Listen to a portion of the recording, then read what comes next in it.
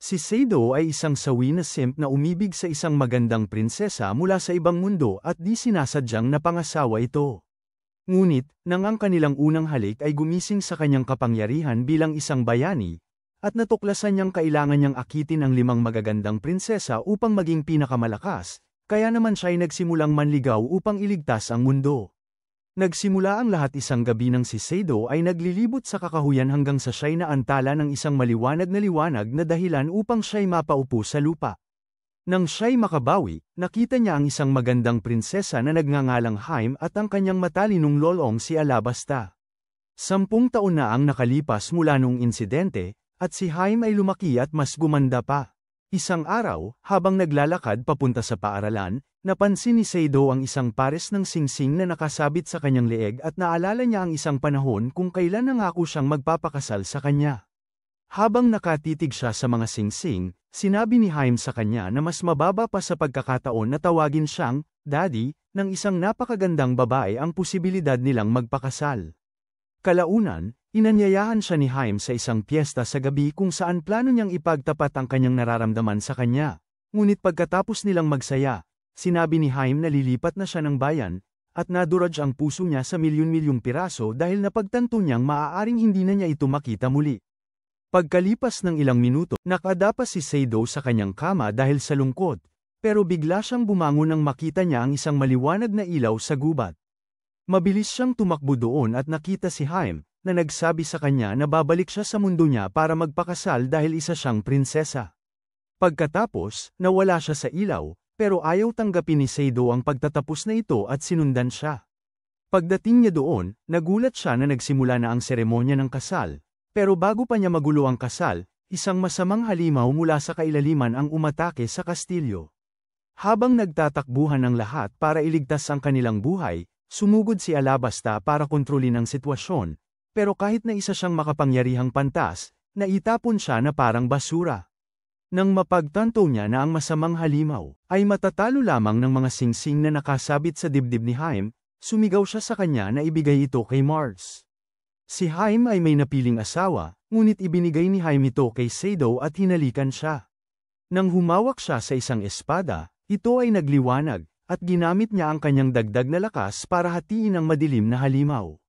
Gayunpaman, siya ay nawala ng malay dahil sa pagkaubos ng enerhiya at nagising na nakita si Haim na nakaupo sa tabi niya kinabukasan. Namula siya nang maalala niya na hinalikan siya nito, dahil ibig sabihin nito na mahal siya nito. Ngunit sinabi ni Haim sa kanya na ginawa niya lamang yun dahil ang kanyang napiling asawa ay isang estranghero. Nang maglaon ng araw na yun, nagpakita si Seido sa harap ni ang mga tao ng kaharian ng Nokana, kung saan siya ay sinisigawan bilang isang bayani na magliligtas sa kanila. Matapos malampasan ang kaba, nagpasya siyang magbabad sa paliguan ng hari, pero dumating si Haim at sumama sa kanya. Pagpasok niya, humingi siya ng paumanhin kay Seido dahil ipinasa niya ang responsibilidad ng mundo sa kanya, pero binaliwala ito ni Seido, dahil gagawin niya ang lahat. Nangako siyang mananatili sa mundong ito at poprotektahan ito, lalo na dahil gustong saktan ng halimaw mula kahapon si Haim. Nang marinig ito, naalala ni Haim ang nakaraan at napagtanto na si Seido pala ang kanyang bayani noon pa man. Pumayag siyang manatili sa kanyang tabi, ngunit nagbabala na hindi siya magpapahawak hanggat hindi niya nakikita kung ano ang dala niya dito at nagustuhan niya na pinili siya nito kahit nabiglaan. Inamin din niya na gusto na niya ito noon pa man, bagamat sinubukan ni Haim na sabihing magkaibigan lamang sila. Gayunpaman, bago pa man makita ni Haim kung ano ang dala niya, tumunog ang kampana ng emergency at isang grupo ng maitim na halimaw ang sumalakay sa kaharian. Agad-agad, lumabas sina Seido at Haim para malaman ang sitwasyon, kaya pagkatapos niyang malaman ang tungkol sa may mga halimaw sa labas, gumawa siya ng sandata para lumaban. Pero bago sumugod, hinalikan muna siya ni Haim para dagdagan ang lakas niya sa laban, at dahil doon, pinangunahan ni Seido ang atake. Sa labas, tinangkang atakihin ng isang maitim na halimaw ang isang katulong, kaya sumulpot si Seido at hinati ito sa dalawa, nagulat na hindi pa siya nahimatay. Sinabi ni Alabasta na dahil iyon sa halik na ibinigay ni Haim at ipinahayag na ang koneksyon niya kay Haim ay nagiging lakas. Dahil dito, napagtanto ni Seido na kailangan niyang makasama ng husto si Haim bago niya maabot ang kanyang buong potensyal, pero natauhan siya nang sumulpot ang isang maitim na kabalyero. Sa ibabaw niya, nang mapansin ng madilim na kabalyero na hawak ni Seido ang singsing ng tingga, bumaba siya para harapin ito. Ngunit sumugod ng walang pakundangan si Seido, hindi pinapansin ang mga babala ni Alabasta na lumayo. Dahil dito, sumadsad siya sa pader, kaya nakinig na rin siya kay Alabasta at tumakbo palayo. Habang tumatakas siya, nagpadala ang madilim na kabalyero ng mga madilim na halimaw para habulin siya. Ngunit hinarang sila ni Alabasta gamit ang kanyang mahika, ngunit nagulat siya nang sumulpot ang madilim na kabalyero sa kanilang daraanan. Bago pa lumala ang sitwasyon, dumating si Marka, sinindihan ang madilim na kabalyero, at inakay sila sa isa pang labasan, kung saan nagkita sina Seido at Haim. Lumabas silang lahat ng kaharian sakay ng karwahe, at habang nasa biyahe, nagpasalamat si Seido kay Marka sa lahat ng tulong. Dahil sa pagtataka, nagtanong siya kung magiging ligtas ang kaharian, at ipinaliwanag ni Alabasta na aalis ang madilim na halimaw dahil hinahanap nila ang hari ng singsing at ang mga singsing. Nang banggitin niya na mahirap talunin ang madilim na kabalyero, naramdaman ni Seido na responsibilidad niyang labanan ito, pero nilinaw ni Alabasta na tumatakas sila dahil hindi pa siya sapat na malakas. Sinabi niya kay Seido na maliit pa lamang ang bahagi ng kanyang kapangyarihan, at inihayag na kailangan niyang kunin ang natitirang 4 na singsing mula sa iba pang mga prinsesa. Nang marinig ito, nabigla si Seido, dahil kailangan niyang pakasalan ang 4 pang magagandang babae. Habang nagseselo si Haim dahil ayaw niyang magbahagi, nang dumating sila sa isang bahay tuluyan ng gabing iyon, at dahil 2 lamang ang silid na bakante, napilitan si Sadong makitulog sa isang silid kasama si Haim. Bago umalis, isinalaysay ni Alabasta ang kwento ng unang hari ng singsing, na nabuhay daan-daang taon na ang nakalipas, noong ang mundo ay malapit ng lamunin ng kadiliman.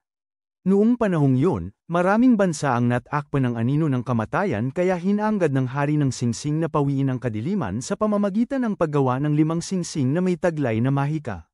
Ang 5 ang mga singsing ay ang singsing ng tingga at ang 4 pang elemento, at ginamit niya ang mga ito upang labanan ang isang nakakapagod na laban kung saan tinalo niya ang hari ng kalaliman at siya'y ikinulong. Sa paglipas ng panahon, ang haring may singsing ay nagpakasal sa 5 prinsesa, at ang bawat singsing ay ipinasa sa mga susunod na henerasyon sa loob ng 5 iba't ibang bansa. Sa kasalukuyan, ang hari ng kalaliman ay muling nabuhay, at nangangamba ang Alabasta na nagbabalik na ito ng kanyang kapangyarihan, dahil malaking problema ito kung magkataon. Sinasabi niya na ang tungkulin ng haring may singsing ay kunin ang lahat ng singsing mula sa 5 prinsesa at gamitin ang kanilang kapangyarihan upang pigilan ang kalaliman. Pagkatapos ng lecture, sumama si Haim kay Seido sa kama at nagulat nang mapansin niya ang lahat ng pasa sa likod nito. Ang kanyang kalooban, nagbabago ang kanyang ugali habang sinisisi niya ang kanyang kapabayaan sa kalagayan nito, kaya lumabas siya para magpahangin. Sinundan siya ni Seido, ngunit kahit naghanap siya sa loob ng bahay tuluyan, hindi niya ito nakita. Sa halip, nakasalubong niya si Mars, na agad nag-isip na may problema sila sa relasyon, ngunit nagtanggol si Seido at itinanggi ito. Pagkatapos ay nagpahayag ng pasasalamat si Mars kay Seido sa pagdating nito, dahil hindi niya kailanman ginusto na maging hari ng singsing. Pinuri niya si Seido sa pag-iwan sa kanyang mundo dahil kay Haim, na tiyak na mahalaga ito sa kanya. Kaya itinuro niya ang direksyon kung saan pumunta si Haim at pinapante siya roon. Kapag, sa wakas, natagpuan ni Seido si Haim, sinabi niya na mahal niya ito at sumama siya sa mundong ito dahil gusto niyang makasama ito. Sinabi rin niya na huwag nitong sisihin ang sarili sa anumang mangyari sa kanya, at ngumiti siya, nakikitang malinaw na ang kanyang determinasyon, gayon din si Haim. Nag-aalangan ang determinasyon ni Haim dahil handa na siyang magpakasal sa isang hindi niya kilala para protektahan ang mundong ito, at ngayon ay naguguluhan siya dahil sumulpot si Seido. Inamin niya na mahal niya ito, pero hindi niya gusto na makakatagpo sila ng ibang mga prinsesa at kakainin ang kanilang mga cake. Nang marinig ito, humingi ng paumanhin si Seido dahil sa kanyang kawalang ingat, ngunit sinabi ni Haim na sa kanya na okay lang at ipinapahayag na handa na siyang tuparin ang kanyang tungkulin sa kanya bilang asawa. Ngunit, pagdating nila sa silid tulugan, ang mag-asawa ay natigilan dahil nahihiya silang magsimula. Maya-maya, naglakas loob si Seido at inilapag si Haim sa kama. Ngunit kinakabahan siya dahil pakiramdam niya hindi niya kaya ang sitwasyon. Kaya sinabi niya sa kanya na ipagpaliban muna ang kanilang paggawa ng bata hanggang sa mas handa na siya, at pumayag naman siya. Sa huli, binigyan niya ito ng halik bago matulog, ngunit kinabukasan ay mukha siyang pagod dahil hindi siya makatulog sa parehong kama kasama si Seido. Pinapayuhan sila ni Alabasta na patibayin ang kanilang relasyon, ngunit naiisip ni Haim na ang tanging magiging mahaba at mahirap ay ang araw na naghihintay sa kanila. Bago umalis ng bahay tuluyan, binigyan ni Mars ang mag-asawa ng maharlikang balabal para hindi sila masyadong mapansin dahil sa kanilang kakaibang mga kasuutan. Ibinunyag ni Alabasta na ang susunod nilang pupuntahan ay ang tagong nayon ng mga duwende na tinatawag na Ramka, at dahil sa ganda ng mga babae doon, sabik ang kakaibang pantas na makarating doon kaagad. Selos, pinaalalahanan ni Haim si Seido na asawa niya siya, nagbabala na walang kalokohan sa isang alagang hayop sa Elfbati ang sulit para maghiwalay sila. Pagdating sa Ramka, nakita nila ang nayon na napapaligiran, sa pader ng bagyo, na humaharang sa pagpasok ng mga tagalabas. Nagtataka si Alabasta kung bakit naging ganito ang nayon dahil noong huli siyang pumunta dito, walang pader ng bagyo. Biglang sumulpot ang isang oso, at naisip ni Seido na magandang ideya na makipagkaibigan dito, pero nang bamuka ang bibig ng oso, sumama na siya sa iba para tumakbo. Di kalaunan ay na-corner sila at walang mapuntahan. Pero salamat sa ilang elf, nakaiwas silang makain. Nagpasalamat si Alabasta sa kanila sa tulong, at pagkatapos noon, nagpakilala si Seido bilang ang Haring Singsing at nagtanong kung maaari niyang makita ang kanilang prinsesa. Nagbago ang mga ekspresyon ng dalawang elf, matapos marinig ang hiling ni Seido, ngunit pumayag silang dalhin siya sa kanilang sagradong palasyo. Pagdating doon, natagpuan ni Seido si Nefertiti, ang prinsesa, na nagtatago sa likod ng kanyang trono at agad niyang napagtanto na natatakot ito sa kanya. Nang maglakas loob itong magsalita, tinanong ni Nefertiti si Seido kung kasal siya sa lalaki, at nang aminin niya ito, natakot ito at tumakbo palayo, iniisip na nauna na siyang ikasal. Habang pinoproseso ni Seido ang nangyari, lumitaw ang kapatid ni Nefertiti, si Jade, at humingi ng paumanhin dahil mahiyain ang kanyang kapatid. Ipinakilala niya ang sarili bilang panganay na anak ng dating haring hangin ng Ramka. At pinapaligiran ng kanyang mga gwardya si Seido nang mapagtanto niyang siya ang Ring King. Habang nagtataka ang iba kung ano ang nangyayari, ipinangako ni Jade na sila'y kanyang aasikasuhin ng maayos ngunit iginigiit na kailangan munang sumama sa kanya si Seido pansamantala. Gayunpaman, pansamantala niyang ikinulong si Seido sa isang silong at nakatulog sa pag-iisip na ang kanyang inosenteng kapatid ay natutulog kasama nito. Tinawag niyang anghel si Nefertiti, idinidiin na hindi pa siya umaalis sa kastilyo o sa mga hangganan ng kanilang bansa dahil sa ilang kadahilanan, at dahil 54 na siya, iniisip niyang napakaaga pa para siya magpakasal. Ipinangako rin niyang babantayan niya siya habang lumalaki siya at nagiging isang ganap na babae at kinukundi na si Seido na maghintay ng 8 dekada bago siya mapasa kanya. Pagkaalis niya, nagulantang si Seido dahil ang pananatili doon ay nangangahulugang mamamatay siya nang hindi nawawala ang kanyang pagkabirhen. Samantala, tinatanong si Jade ng isang bantay tungkol sa kanyang mga ginawa, at inihayag niya na wala siyang pakialam sa Ring King dahil naniniwala siyang ligtas ang kanilang bansa hanggat may Tempest Wall. Pagkalipas ng halos 3 araw, nanghihina na si Seido sa walang tigil na pagnanasa, ngunit nakahanap siya ng isa pang dahilan para magpatuloy ng lumitaw ang isang kaakit-akit na elf na nagngangalang Peridot sa kanyang selda.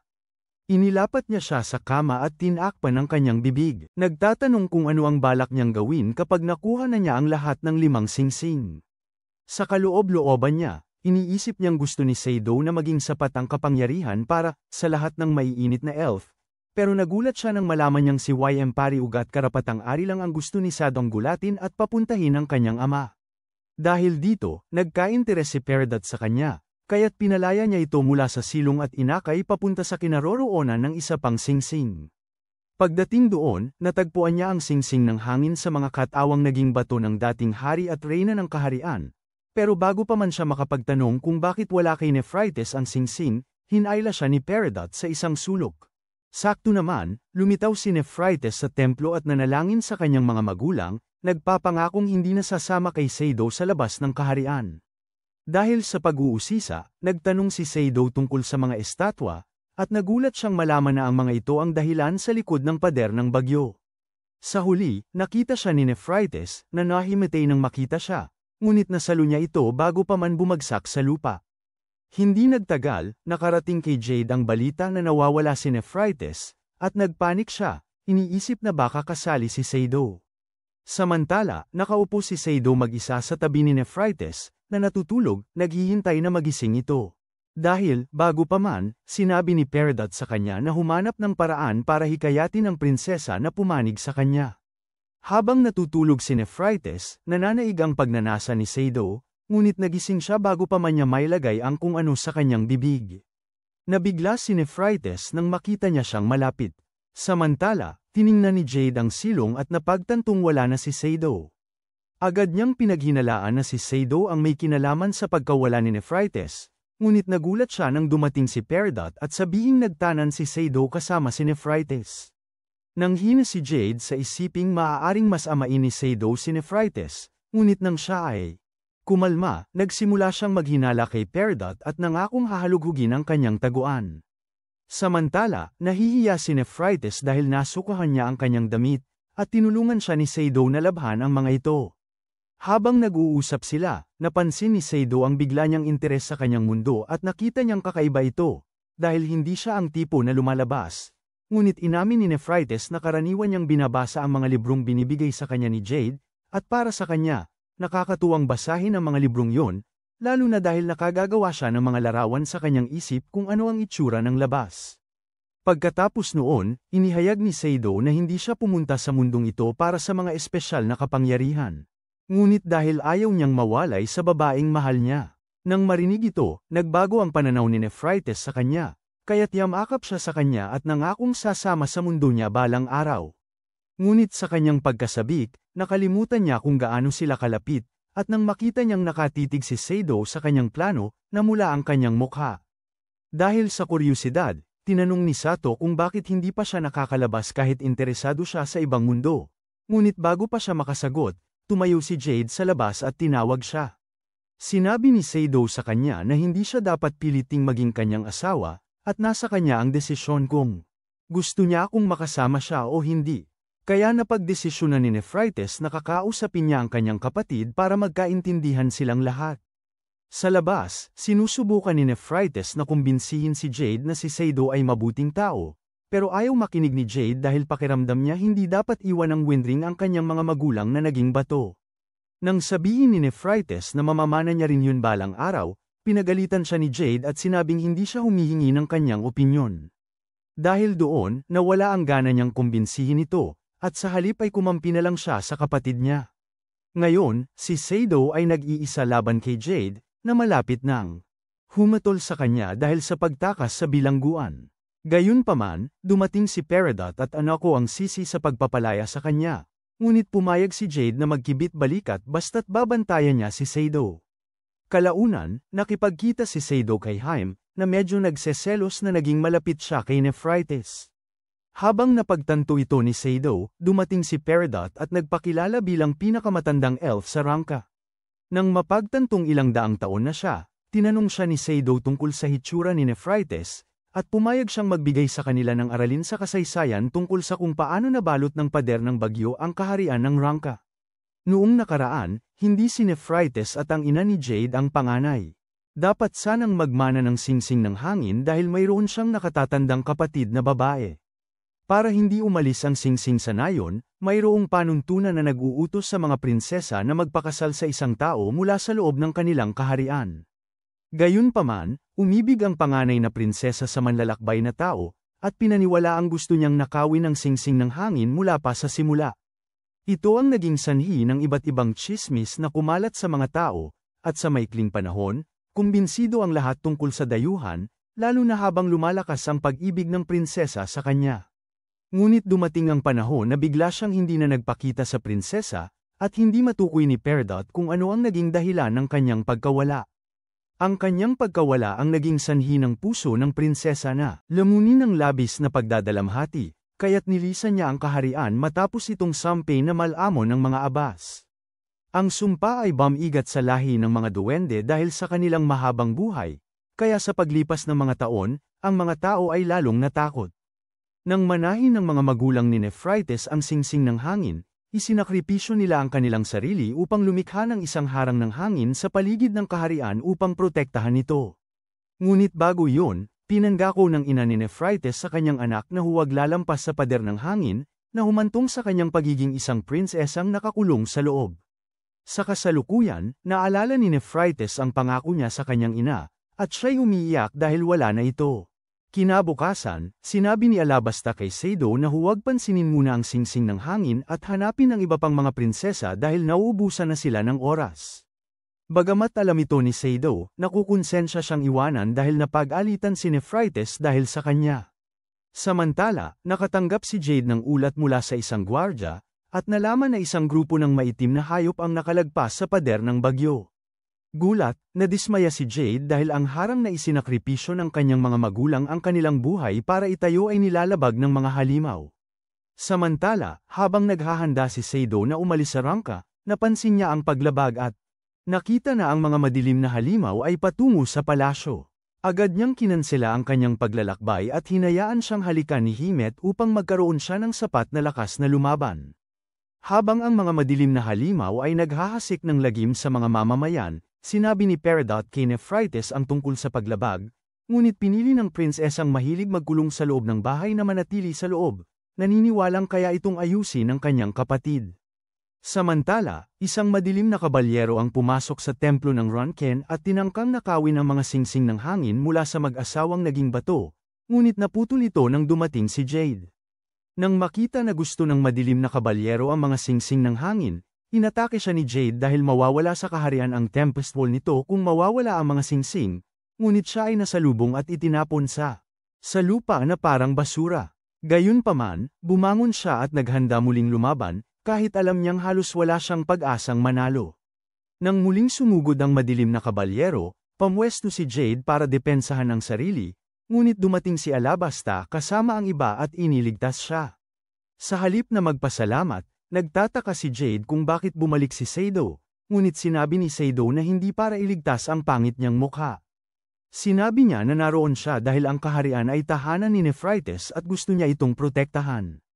Pagkatapos ay ginamit niya ang kapangyarihan ng singsing at sumali kay Marcia sa paglaban, ngunit kahit na napakarami niyang kapangyarihan, madali pa ring katawan niya. Sa kaibuturan ng kanyang puso, alam ni Haim na hindi sapat ang dagdag na lakas na ibinigay niya kanina, kaya tumakbo siya sa silid ni Nephrites at sinubukang humingi ng tulong.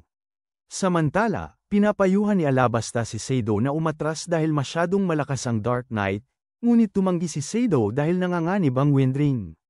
Biglang sumulpot si Peridot at sinabi sa kanya na sinusubukan ni Haim na kumbinsihin si Nephrites na tulungan siya. Nagulat, nagtaka siya kung bakit ginagawa iyon ni Haim, at sinabi ni Peridot na dahil malaki ang pagmamahal ni Haim sa kanya.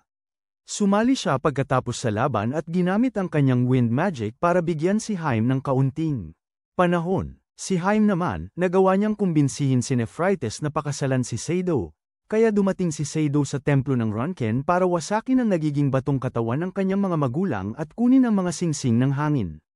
Bago pa man maproseso ni Jade ang nangyayari, tinulungan ni Haim si Nephrites na sirain ang estatwa, na siyang nagpawalang bisa sa pader ng bagyo na nagpoprotekta sa kaharian. Walang pag-aalinlangan, hinalikan ni Nephrites si Seido at ibinigay sa kanya ang singsing ng hangin, na nagbigay sa kanya ng kakayahang manipulahin ang hangin sa labas ng palasyo at puksain ang lahat ng masasamang halimaw. Pagkatapos noon, sumugod si Seido sa madilim na kabalyero, ngunit sa daan, binaril ng madilim na kabalyero ang isang bugso ng hangin sa kanya. Gayunpaman, nagtataka si Seido na kaya na niyang manipulahin ang atake ng hangin ng kalaban, kaya't pinapawi niya ito at natalo ang Dark Knight. Ngunit nawalan siya ng malay dahil sa labis na paggamit ng mahika, at nagising kinabukasan na nakitang katabi niya sa kama si Haim. Hindi nagtagal, isang maharlika na nagngangalang Smordi ang pumasok sa kanyang silid at pinasalamatan siya sa pagliligtas sa kaharian mula sa mga Dark Beast.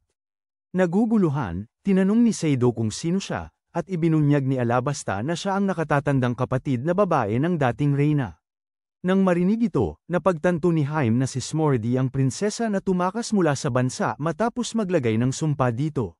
Nagtataka, tinanong ni Seido kung anong ginagawa niya doon, pero pinaalala ni Peridot sa kanya na siya ang nasa likod ng maskara ng madilim na kabalyero. Bagamat tila nakakagulat ang lahat kay Seido, nagsisimula itong magkaroon ng saysay nang ipakita ni Peridot sa kanya ang singsing na kumokontrol kay Smordi. Ipinagtapat ni Smordi na nakuha niya ito pagkatapos niyang tumakas mula sa kaharian, noong puno ang puso niya ng pagdurusa dahil sa pagkawala ng lalaking minamahal niya.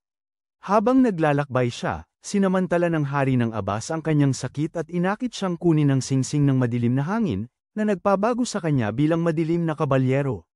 Sa kasalukuyan, naiinis si Seido na kakaunti ang impormasyon niya tungkol sa hari ng Abas, kaya sinabi ni Peridot sa kanya na ang hari ng Abas natalo ng dating hari ng singsing at ibinilanggo sa Savannah, isang lugar sa malayo Hilaga. Sumingit si Alabasta, na idinagdag na kahit walang nakakita sa hari ng Abas, lumilikha siya ng mga madilim na kabalyero gamit ang kanyang mga itim na singsing at ipinapadala sila upang salakayin ang mga inosente. Nang marinig ito, napagtanto ni Seido na kailangan niyang magmadali sa pagkuha ng iba pang mga singsing, ngunit napipilitan siyang magpahinga dahil hindi pa siya lubos na nakakabawi. Nang gabing yun, natagpuan niya ang kanyang sarili sa hot spring kasama ang dalawang prinsesa na nag-aagawan kung sino ang unang papansinin. Maaaring magsinungaling siya, na nagsasabing ilang beses nang pinansin ni Seido upang pagselusan si Nefertiti. Ngunit naririnig ni Peridot at nagiging interesado siyang makita kung gaano kalakas pumalakpak si Seido. Itinutok niya si Hima sa pansin at umupo para panuorin ang kanyang pagtatanghal. Sabing ayaw niyang mapilitang palakpakan siya. Gayunpaman, pansamantalang nawala ng paningin si Nefertiti.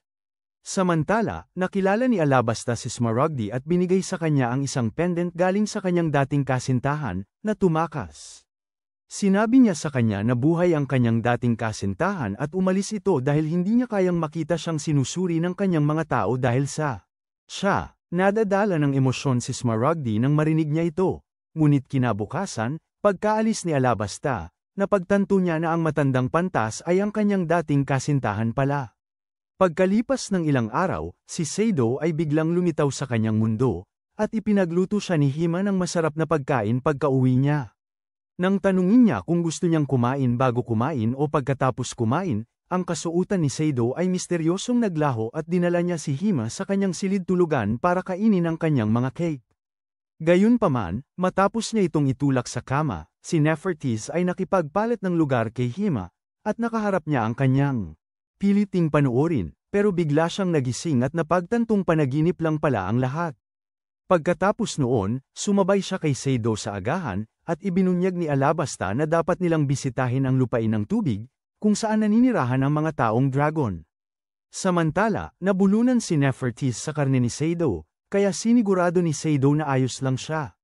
Habang ginagawa niya ito, nagseselo si Hima dahil si Nefertiti ang nakakakuha ng lahat ng atensyon mula kay Seido kamakailan, kaya tinawagan niya ito para tingnan kung pupuntahan siya nito. Laking gulat niya, binaliwala siya ni Seido at sinabihan siyang mag-ayos mag-isa, at siya'y nagngalit. Nang mapansin ito ni Seido, hinabol niya ito, pero nagulat nang makita ang isang bayang gumagalaw sa kabilang panig ng gubat. Pagdating ni Alabasta, ibinunyag niya na ang gumagalaw na bayan ay ang lupain ng apoy, na tinatawag na Nidakita, isang bansa na puno ng mga naglalakbay na kabalyero at mga taong pusa. Dahil bihira ang makasalubong ang gumagalaw na bayan, iminungkahi ni Alabasta na ipagpaliban muna nila ang kanilang paglalakbay sa lupain ng tubig upang makipagkita sa prinsesa ng apoy. Gayunpaman, nagbago ang pakiramdam ni Mars pagkarinig nito, at hinala ni Seido na baka mayroon siyang gustong makita sa Hilaga. Pagdating sa gumagalaw na bayan, yumandar ang pagkanard ni Nefertiti, at nagsimula siyang magsalaysay tungkol sa digmaan ng mga taong pusa nang hindi hinihingi, base lamang sa nakita niya sa kanilang palengke. Pinuri ni Alabasta, halos mapantayan siya sa kaalaman, ngunit pagkatapos ay nilalamangan nito, nagbibigay ng isa pang lektura kung paano itinayo ang gumagalaw na lungsod. Sa kasamaang palad para sa kanya, tumakas sina Hima at Nefertiti upang takasan ang kanyang sesyon sa klase. Nawala at naglakbay, patuloy si Nefertiti sa kanyang paggalugad, ngunit buti na lang at may tali si Hima sa kanya. Sa pagtatagpo pa lamang ng mga tingin ng maraming taong pusa, samuka si Nefertiti ng bahaghari. Tinatanggihan niya ang ideya na cute ang mga taong pusa, at iginigiit na ang mga elf ang nararapat sa titulo. Bigla, isa sa mga taong pusa ang nagtanong kung anong problema, at inamin nilang napahiwalay sila sa kanilang grupo, kaya pinayuhan niya sila para tumungo sa arena. Samantala, halos mawala sa sarili si Seido nang mapagtanto niyang wala na ang mga babae, Ngunit kumalma siya nang mapansin niya na maraming babaeng mamamayan ng Nidekita ang nakatingin sa kanya. Ipinaliwanag naman ni Marcia na mas gusto ng mga taong pusa ang mga lalaking mas matipuno at may mas malaking ari. Kaya sinubukan ni Seido na magpanggap na matapang, umaasang gagana ang kanyang pagpapanggap, ngunit nabisto siya kaagad at dumiretso sila kay Marcia. Humahanga ang mga babae kay Marcia, nagtatanong kung pwede nilang hawakan ang kanyang ari. Kaya dahil sa awa, sinabi niya sa kanila nang mahinhin na tingnan si Seido. Gayunpaman, tinawag nila Seido, isang payat at mahinang lalaki na may maikling lapis, na sumisira sa natitirang kumpiyansa ni Bro. Tinanong naman ni Marcia kung saan nila makikita ang prinsesa, at dinala sila ng mga taong pusa papunta sa arena, iniisip na naroon sila para ligawan ito gaya ng iba. Samantala, sa labas ng arena, binigyan ni Hima si Nefertis ng merienda at inalagaan siya. Sabi ni Nefertis pakiramdam niya kasama niya ang mga magulang niya dahil sa pag-aalaga sa kanya ni Hima at Seido, pero binawi ni Hima ang isiping iyon dahil mas matanda si Nefertis sa kanila. Kinumpirma naman ni Nefertis ang selos ni Hima tuwing alagaan siya ni Seido at namangha sa nararamdaman ni Hima para rito. Inaamin niya na iba ang kanya dahil hinahangaan niya si Seido, pero kahit na nahuhulog ang loob niya sa kanya, hindi siya sigurado kung magiging pareho ang nararamdaman. Bigla, may isang kalaban na natalo sa arena, at nagkataon naman na dumating sina Seido at ang iba pa. Nagmamadali si Hima para balaan siya na masama ang lugar, pero inanunsyo ng mga catgirl na kung gusto nilang ligawan ang prinsesa, kailangan nilang pumasok sa arena. Pumasok sila at pinanood si Granard Mollywops na talunin ng isa pang kalaban. Napansin niya ang mga singsing ni Seido at napagtanto niyang siya ang Ring King, nagtatanong kung malakas ba siya. Natulala si Seido sa presensya pa lang niya, hirap ang utak niya na i-proseso ang mga salita niya, pero bahagya niyang naiwasan ang kanyang espada. Bago niya siya patumbahin gamit ang puluhan ng kanyang espada sa ensayo.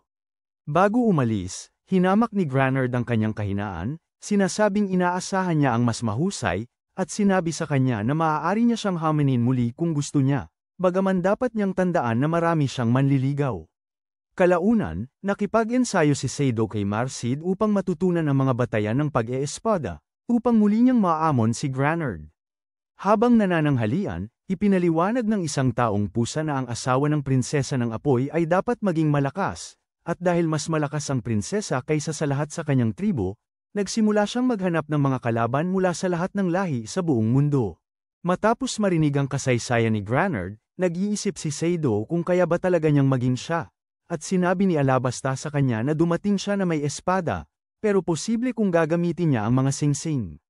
Nararamdaman ni Seido na hindi magiging patas ang paggamit ng mahika, pero sinabi sa kanya na bibilangin ito dahil ang mahika ay bahagi ng kanyang sarili. Pagkatapos, pinanood niya si Granard na madaling talunin ng isa pang kalaban, at pinag-isipan niya ito sa silid pagsasanay.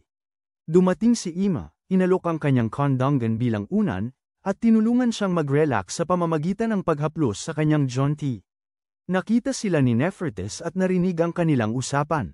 Matapos kumalma si Seido, sinabi ni Ima sa kanya na okay lang maging mahina, at kailangan lang niya ang kapangyarihan ng singsing, kaya hindi na niya kailangang pilitin ang sarili na maging mas malakas. Bagamat sumasang-ayon si Seido na pakiramdam niya na ang paggawa niyon ay magmumukha siyang uncool, pero sabi ni Ima ay okay lang ang maging medyo uncool, at gusto niya yon. Saka dumating si Alabasta, sinasabing oras na para sa pagsasanay sa mahika, kaya umalis si Seido para magsanay. Pagkatapos ng maraming bigong pagtatangka, pumunta siya sa isang pampublikong sauna kasama si Mars. Doon, pinuri ni Mars ang kanyang kasipagan sa pagsasanay sa espada, at nagulat si Seido nang malaman na si Mars ay napakahusay sa martial arts. Ipinaliwanag ni Mars na ang mga ipinanganak ng emperador ay dapat maging mahusay sa talino at paglalaro ng espada, at ang kanyang ama at nakatatandang kapatid ay higit na mas mahusay kaysa sa kanya. Nagtataka, tinanong ni Seido kung kaya bang maging Grand Art si Mars kung siya ang hari ng ring, ngunit inamin ni Mars na baka matalo pa rin siya nito sa isang purong laban gamit ang espada. Habang pinapanood nila ang iba na kinukuskus, isang magandang babae ang lumapit at nagtanong kung gusto nilang magpakuskus, kaya pumayag si Seido. Sa kasamaang palad, isang malaking lalaki ang lumitaw at sinira ang kanyang balat. Di nagtagal, lumitaw si Granart at hiniling kay Seido na kuskusin siya. Ngunit nang mag-atubili siya, pinaalala nito sa kanya na natalo siya nito at dapat siyang sumunod sa sinasabi niya. Habang si Seido, kumukuha ng isang dakot ng kanyang mga cake at dibdib, sinusuri niya ang kanyang katawan na parang isang patalastas. Habang ginagawa yun, inaamin ni Granart na pagod na siya sa walang katapusang mga hamon at tinatanong kung handa ba siya. Sabi niya ayos lang sa kanya na matalo sa kanya sa susunod nilang paghaharap kung nangangahulugan ito na matutupad niya ang kanyang tungkulin. Pagkaalis niya, sinabi ni Seido na mananalo siya, kaya hindi siya dapat magpabeya. Tinanggap niya ang kanyang hamon. Maya-maya, walang tigil na nagsasanay si Seido gamit ang kanyang espada, napapansin na umasta siyang hindi cool. Nagising si Seido na nakangiti si Nefertiti sa kanya pagkatapos siyang tulungan sa kanyang hotdog. Humahanga siya sa kanyang abs, nagkukunwari na tinitignan lang niya kung okay lang siya mula sa lahat ng patuloy na pagsasanay para talunin si Prinsesa Granart. Tinitiyak ni Nefertiti na kaya niyang talunin si Granart kung gagamitin niya ang kapangyarihan ng singsing, at walang magtatanong dahil iyon ang layunin ng singsing, pero para kay Seido, pandaraya pa rin yun. Gayunpaman, nagpasalamat siya sa paghikayat nito sa kanya at umalis ng kama. Hindi niya alam ang mga pagtatangka nito na makuha ang atensyon niya. Kalaunan, sinasanay ni Marcus si Seido at napansin ang malaking pagbuti sa kanyang paghawak ng espada. Ngunit nang tanungin ni Seido kung kaya na niyang tamaan si Granart, hindi sumang-ayon si Marca, sinasabing ibang klase ito. Kung susundan lang ni Seido ang kanyang mga yapak, marahil may isa sa 1,000,000 pagkakataon na kaya niyang makasuntok. Pinapayuhan siya ni Marca na gamitin ang singsing para mas mapadali, pero matigas na tumanggi si Seido at nagpatuloy sa pag-eespada. Samantala, habang pinapanood siya ni Im, naririnig niya ang dalawang katulong na nagsasabing gustong-gusto ni Granart si Seido, at pinayagan pa siyang iparada ang kanyang kotse sa garahe nito. Nalito, nagpadalos-dalaw si Im, pagkatapos ay bumagsak sa kama matapos marealis ang hindi gaanong malalim ang loika ng tribo ng may tainga ng pusa. Gayunpaman, habang iniisip niya si Seido na sinisiyasat ang kanyang mga balakin, mabilis na itinataboy ni Im ang isiping yun pero inaamin niyang hindi niya ito mapipigilan ng matagal. Dumating ang araw para haminin si Granart, at habang si Seido humahanda upang labanan siya para mapansin siya nito, naghiyawan ang lahat para sa kanya, maliban kay Im. Mataman siyang nanunood, pilit na tinatanggap na gusto lang ni Seido ang mga prinsesa dahil sa kanilang mga singsing. Samantala, isang manlalaban na dati nang natalo kay Granart ang nakahanap ng isang itim na singsing na tila bumubulong sa kanya. Sa sandaling hawakan niya ito, sinapian siya at bumalik sa arena para makipaglaban. Sinubukan siyang pigilan ng mga gwardya, ngunit nagpumilit siya at sumugod kay Seido para saktan ito ng malubha. Mabuti na lang at nasangga ni Granart ang atake niya, ngunit ang sinapyang kabalyero ay nagpatawag ng nakakatakot. Mga halimaw sa arena. Noon din, kumilos agad ang mga taong may tainga ng pusa, ang iba'y lumalaban sa mga halimaw habang ang iba'y inilikas ang mga tao. Naiwang humarap sa kabalyero, sinubukan siyang atakihin ni Granart, pero natunaw ang kanyang sandata. Sumunod si Seido, winasiwas ang kanyang espadang kahoy na pinalakas ng hangin, pero tinabig siya na parang langaw. Dali-daling nilapitan ni Granart para tingnan siya at tiniyak sa kanya na kaya niya ito, pero binalaan siya ni Seido na mapanganib, dahil hindi gumana ang sandata niya. Gayunpaman, ayaw niyang sumuko, iginigiit na tungkulin niyang protektahan ang mas mahina sa kanya, kasama siya. Desidido, nangako si Seido na ililihis ang kabalyerong sinapian para bigyan siya ng pagkakataon. Pumayag siya, at isinagawa niya ang plano sa pamamagitan ng pagsigaw sa kabalyero na gamitin ang kanyang singsing. Sumugod ang kabalyerong mula sa kailaliman, nagbuga ng apoy kay Seido, ngunit tiniis niya ang init. Sa huling sandali, inaktibo niya ang singsing ng hangin, tinangay ang apoy at ipinadpad ang kabalyero. Agad na sumunod si Granart, tinanggal ang espada sa kamay nito bago ihagis ang sarili niyang sandata kay Seido, sinasabing bigyan ito ng huling dagok. Sa tulong ng singsing ng lit, hiniwa niya ang kabalyero, kaya nahulog ang itim na singsing, at natauhan ang kabalyero. Pagkatapos pigilan ang kaguluhan, sinabi ni Granart kay Seido na nakikita niya ang potensyal niya at iniisip na gawin siyang asawa. Ngunit ginulat siya ni Seido sa pagtanggi sa awa, sa halip ay nangako na kikilalanin siya nito sa isang laban at sa kanyang kama. Di nagtagal, nagsimula ang kanilang duelo at lubusang nadaig ni Granart si Sado. Sa gitna ng laban, binalaan niya na matatalo siya maliban kung gagamitin niya ang mga singsing. Samantala, napansin ni Nephrites si Haim, na hindi pa rin nagagalak at sinabi sa kanya na si Sado ay nakikipaglaban para sa kanya. Sinabi naman ni Sado kay Granart na ayaw niyang gamitin ang kapangyarihan ng singsing, dahil ito ay hiram, lalo na dahil gusto niyang magmukhang cool kay Haim. Nang marinig ito, naghiyawan si Haim Fingale para sa kanya, na nangangakong papayagan siyang manalo kung papalakpak siya. Nanalo si Granart. Nagliyab si Sado pagkarinig nito, pero pumasok siya sa isang kawalan kung saan kinausap siya ng mga singsing, nag-aalok na ipakita ang mga kilos ni Granart at tulungan siyang lumaban. Tinanggap ni Sado, at nang sumugod si Granart, bigla siyang naglaho sa paningin niya, pero salamat sa mga singsing, napansin niya na nasa itaas siya at sinalubong siya sa ere. Nang iproklama siyang panalo, hinalikan siya ni Granart, binigay sa kanya ang singsing niya, at kinilala siya bilang asawa, tinatawag siyang unang lalaki na tumalo sa kanya. Sinabi pa niyang magplano sila, pero sa gulat niya, ayaw ni Sado. Nang tanungin siya kung bakit, ipinaalala niya na maaaring nangako na siya na papayagan siyang saktan, kaya pagkatapos noon, dumiretso siya sa kwarto para sana makipag-ano sa kanya, pero nauwi sa pagkahimatay matapos maramdaman ang dibdib ni Haim. Kinaumagahan, kinausap niya ang Sado ni Tis tungkol sa kanyang pagganap, pero binasag ni Nephrites ang kanyang ilusyon sa pamamagitan ng pagpapahiwatig na nawalan siya ng lakas bago pa man ang totoong mangyari, at para mas lalo pang lumala, ibinunyag ni Granart na pinanood din niya ang buong pangyayari. Nang gabing yun, naghandog ng piging ang mga mamamayan ng Naidkita, at inanunsyo ni Granart na sila ay muling maglingkod sa ilalim ng hari ng singsing. Sinusubukan ni Sado na umamin kay Granart na ang kanyang pagwawagi ay hindi lamang dahil sa kanya. Ngunit pinutol siya nito, sinasabing hindi sana siya nagkaroon ng pagkakataon kung sumuko siya ng maaga, kaya pinapahalagahan niya ito. Samantala, pinagseselos niya si Rose habang pinapanood sila, at nauwi sa pagkahimatay matapos makahanap ng kaligayahan sa isang bote ng alak. Binuhat siya ni Sado papasok ng bahay, ngunit nang papalabas na siya, pinigilan siya nito, humihingi ng pagtitiyak. Sinabi niya rito na nagpasaya siya rito noong pinasaya siya nito, at pagkatapos, nahihiya, inamin niya na dapat nilang ipagpaliban ang pagbuo ng kanilang anak hanggang sa makabalik sila sa kanyang mundo. Sumang-ayon siya, nagpapasalamat sa kanya sa pagpapasaya sa kanya, kaya bilang gantimpala, binigyan niya ito ng blankong tseke, sinasabing gagawin niya ang anumang ipag-utos nito, at syempre, naglalaro sila ng kanilang iwasan ang tiyak na detalye. Si Granart, na nanunood mula sa gilid, ay nawalan na ng pasensya sa kabagalan ni Sado. Dahil sa pagkabigo, bigla niya itong sinunggaban, at sinabihan tungkol sa paggawa ng bata, at doon napagtanto ng ibang mga prinsesa na may diferensya siya, kaya pinatulog nila ito agad. Kinabukasan, dumating ang grupo sa masa, ang lupain ng tubig, kung saan nalaman ni Sado na hindi makasama si Mars kahit gusto nitong bumisita.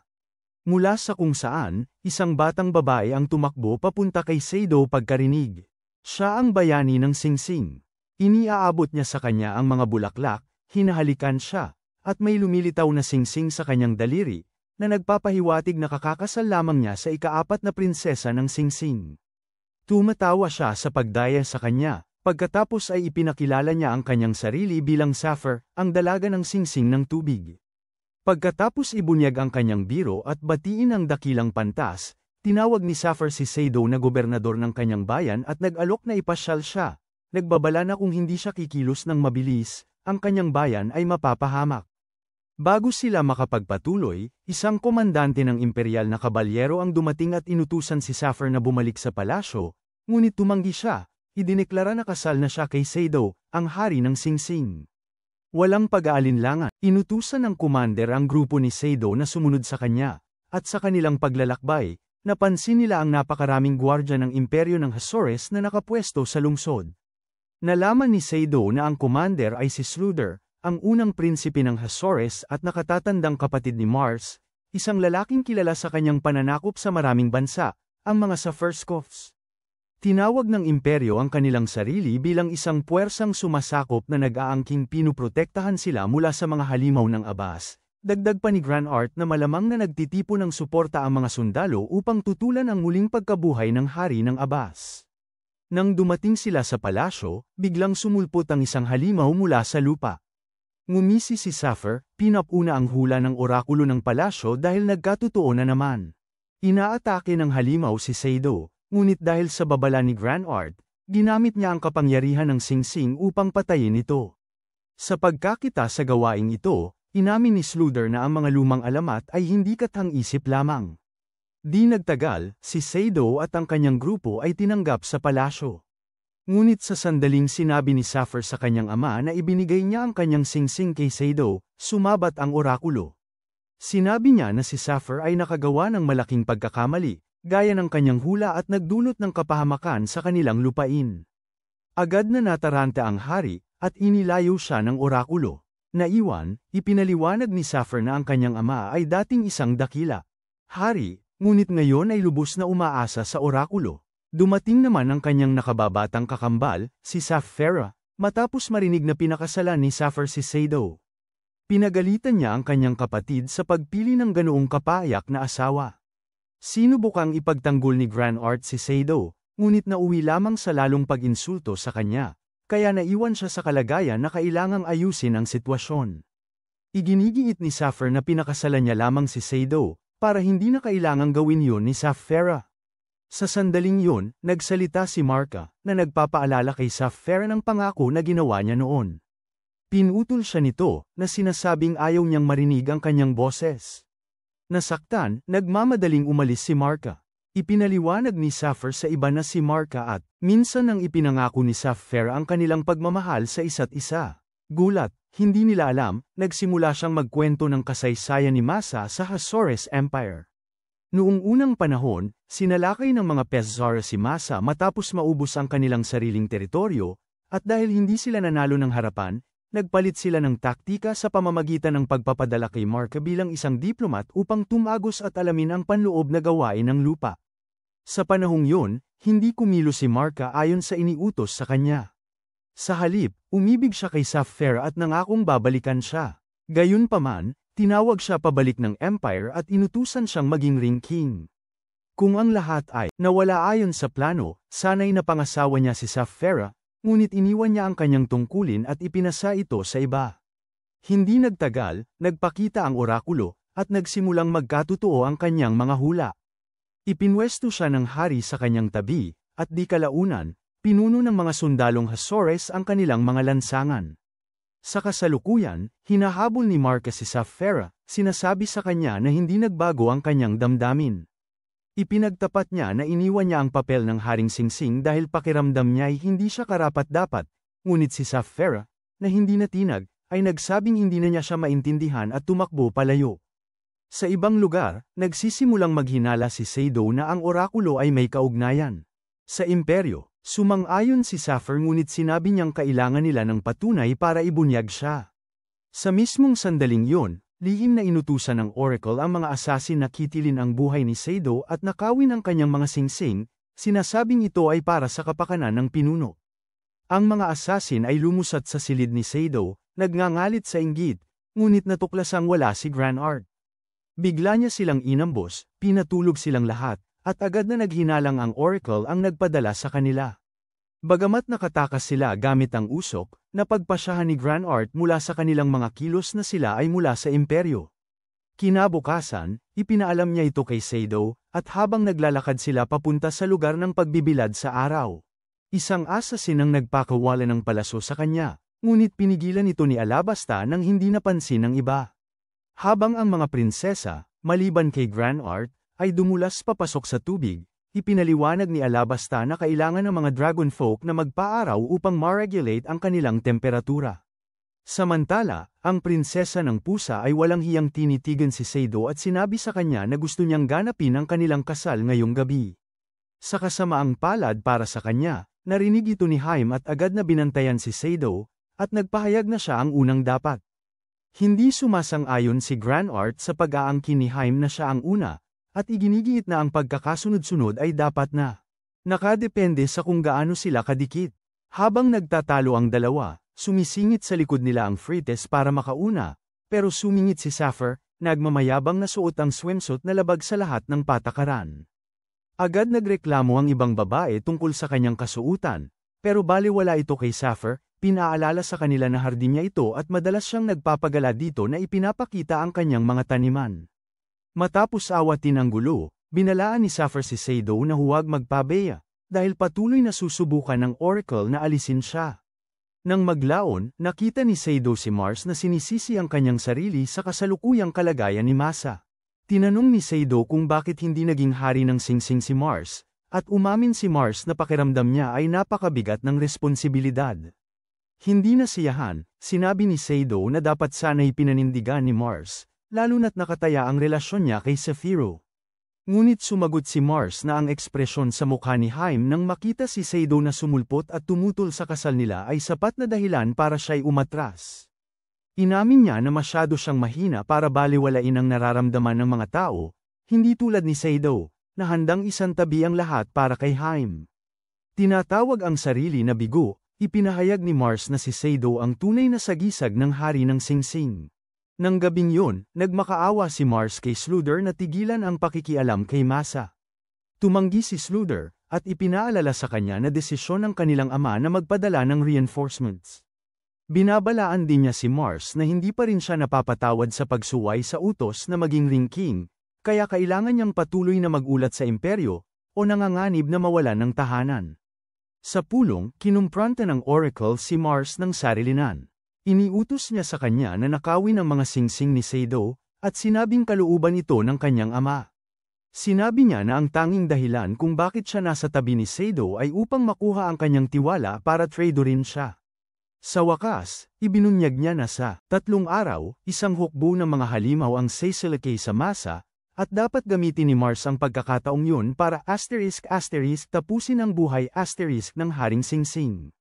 Tanging kapag naituwid ni Mars ang kanyang pagkakamali, mapapatawad siya ng emperador, at doon lamang niya makukuha ang prinsesang kanyang iniibig. Ngunit bago mangyari yon, dapat niyang talunin si Sado, ang dayuhang nilalang sa kanilang mundo. Iniaabot ng orakulo sa kanya ang isang sinaunang espada na sinasabing bumabaluktot at sumisira sa daloy ng mahika, sinasabing hindi siya matatalo ng Haring Singsing gamit yon. Pagkaalis niya, sinabi niya na hihintayin niya siyang bumalik kasama ang mga singsing sa imperyo. Kinabukasan, nagtataka si Mars kung ano ang dapat niyang gawin, at naalala niya ang mga salita ng emperador na ang kanyang halaga ay nasa pagiging anak niya lamang. Nag-iisip, napunta siya sa hardin, hindi alam na may isang prinsesa na nagbibilad ng araw sa pool. Nang makita siya nito, bigla itong tumayo na parang natakot sa kanya, at lalo pang dinurog nito ang puso niya. Dahil sa lungkot, si Mars ay nagpadaig sa kawalan ng pag-asa at sumuko sa kagustuhan ng engkantadang espada. Kalaunan, nagdaos si Sluder ng pagpupulong sa palasyo, inilalatag ang estratehiyang binuo niya laban sa mga halimaw na hinulaan ng orakulo. Inutusan niya si Sado na bantayan ang palasyo, at nang matapos ang pagpupulong, lumabas si Sado, at sumunod sa kanya ang mga prinsesa. Humalik siya para palakasin ang kapangyarihan ng singsing niya, at mabilis ding sumunod sina Granart at Nephrites. Samantala, sa pampang ng ilog, hirap na hirap ang mga sundalo laban sa mga halimaw, at sa palasyo naman, lumabas ang isang malaking nilalang mula sa talon. Handa na si Sado para harapin ito nang biglang sumugod si Mars sa kanya gamit ang engkantadang espada. Dahil sa babala ni Alabasta, muntik nang matamaan si Sado. Sa parehong sandali, lumitaw ang isa pang halimaw, kaya kinailangan itong harapin ni Alabasta ng mag-isa habang nakikipaglaban si Sado kay Mars. Sa kabila ng mga pagsisikap ni Sado, mabilis siyang nalampasan ni Mars. Napagtanto na wala sa tamang pag-iisip si Mars, nagsumamo si Sado kay Alabasta para sa gabay. Ngunit basta na lamang sinipi ng matandang palalo si Cora, sinasabing siya na ang umayos nito. Habang nagpapatuloy ang laban, sinubukan ni Sado na gamitin ang kapangyarihan ng kanyang singsing, ngunit pinatay ng espada ni Mars ang mahika. Agad, nagsalita ang mga singsing, tinawag si Mars na bigo at hinihimok si Sado na ibigay ang lahat at alisin siya. Tumanggi si Sado, bagaman hindi sigurado kung paano lalabanan si Mars nang hindi ibinibigay ang lahat. Napagtanto niya kaagad na wala siyang natamong kahit isang malubhang sugat sa kabila ng ang nakahihigit na paghawak ng espada ni Mars. Napagpasyahan niya na si Mars pa rin ang kanyang sarili. Habang naglalaban sila, sumugod si Zephyr sa ibang mga prinsesa, sinasabi sa kanila na nakikipaglaban si Mars kay Sado na may balak na nakawin ang mga singsing. Nabahala, tumakbo sila sa balkonahe at pinanood habang sumugod si Mars para sa isang nagpapasya na atake. Sa kanilang gulat, ibinaba ni Sado ang kanyang sandata at tinanggap ang isang hiwa sa balikat. Mula sa pag-aalangan ni Mars, napagpasyahan ni Sado na buo pa rin ang kanyang tunay na pagkatao. Tinatawag siyang isang mabait na tao, nagulat ang lahat habang bumagsak si Mars sa kanyang mga tuhod. Pakiusap ni Mars kay Sado na tapusin na ang kanyang buhay, ikinalulungkot na ang babaeng kanyang mahal. Ay iniwan na siya. Tinatawag niya ang kanyang sarili na bigo, hindi karapat-dapat bilang isang prinsipe, at nagtatampo pa dahil nasugatan niya si Sado. Ngunit sa halip, nagpapasalamat si Sado sa kanya. Sinasabing dahil sa kabutihan ni Mars kaya siya nakarating ng ganito kalayo. Lumalapit, ipinapahayag ni Sado na siya ang magiging karapat-dapat kay Mars at kailangan niya ito sa kanyang tabi upang gampanan ang kanyang papel bilang hari ng singsing.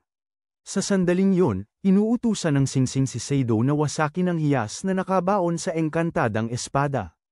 Humahampas si Sado at winuwasak ito, na ibinubunyag ang masamang balak ng orakulo.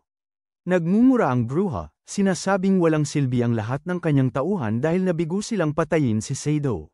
Pero bago pa man guminhawa ang lahat, nakawala ang mga halimaw sa kontrol ng Alabasta at biglang sumugod sa mga prinsesa. Hiniwa ni Grand Art ang isang Gal-Ame, pero agad namang dinakip ni Sapphire at siya ay sinaktan ng labis, higit pa sa ginagawa ng isang sukubo.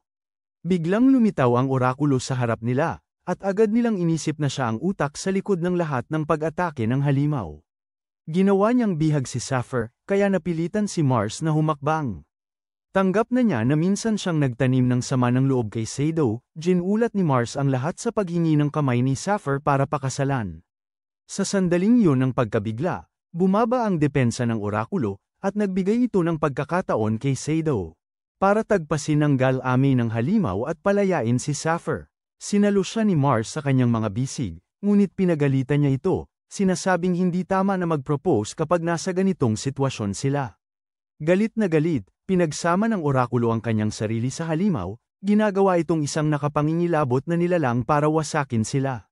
Ngunit bago pa man siya makapanalasa, tinawag ni Sapphire si Sado na hanggal dahil sa pagiging masyadong mabait at saka dumampi ng halik sa kanyang pisngi. Dahil doon, umaktibo ang ikaapat na singsing, at si Sapphire ay naging isang napakalaking dragon ng tubig, nilalamon ng halimaw na parang kef lang. Sa matinding pagkasindak, at napagtantong wala na siyang pag-asa, tumakas ang orakulo. Si Sado naman, halos madumihan ng kanyang salawal habang nagmamakaawa kay Sapphire na bumalik sa kanyang anyong tao. Pumayag si Sapphire, ngunit sa pagbabago ay nawala ang kanyang mga damit, at nakita ang lahat. Humingi ng paumanhin si Mars kay Sado, at habang nag-aabot sila ng kamay, muling nabuo ang kanilang pagkakaibigan. Nang araw ding yun, kinausap ng hari si Sado at ang kanyang mga kasama, nagpapasalamat sa pagliligtas sa kanyang lungsod. Ipinabatid niya na ipahihiram niya ang kanyang lakas sa pakikipaglaban sa Haring Abbas. Nagpasalamat din siya sa mga prinsesa sa pagtulong na itaboy ang mga halimaw, ngunit nangako siya na ang bahala sa mga susunod, at kung kailanganin man ng bansa ang kanilang tulong. Muli, tatawagin niya sila. Pagkatapos, humihingi ng paumanhin ang hari kay Sapphire sa abalang idinulot niya sa kanya at pinupuri si Sado, na sinasabing isa siyang mabuting asawa, ngunit tumutol si Sapphire, tinatawag siyang isang hanggal na may kapangyarihang mahika. Si Mars naman, ipinakilala ang kanyang sarili bilang kabalyero ng hari ng singsing, at hinihingi ang kamay ni Sapphire sa hari para pakasalan. Humihingi ng paumanhin ang hari dahil hindi niya napansin agad ang paghihirap ni Sapphire at sumasang-ayon sa kanilang pagpapakasal. Habang nagagalak ang lahat sa kanilang muling pagkikita, maaaring mainggit siya, ninanais na sana ganun din ang nangyari para sa kanya. Ipinapasa ni Mars ang baton kay Sado, na sinasabing siya ang susunod. Sa una, nahirapan si Sado na hanapin ang tamang mga salita, ngunit napagtanto niya na natupad na ng bagong magkasintahan ang kanilang pag-iisang dibdib. Habang lumalabas si Sluther ng palasyo, tinawag siya ni Mars. Sinabi ni Sluther kay Mars na babalik siya sa imperial na kabisera para alamin ang katotohanan sa likod ng misteryong nag-uugnay sa orakulo at mga halimaw sa imperyo. Pagkatapos ay sinabi niya kay Mars na umuwi balang araw, at nangako siyang maghihintay siya. Samantala, kinausap ni Emperor Hazares ang orakulo matapos marinig ang kanyang pagkabigo na makuha si Mars. Lumapit siya sa kanya, sinusubukang hikayatin siya na makipagtulungan sa kanya.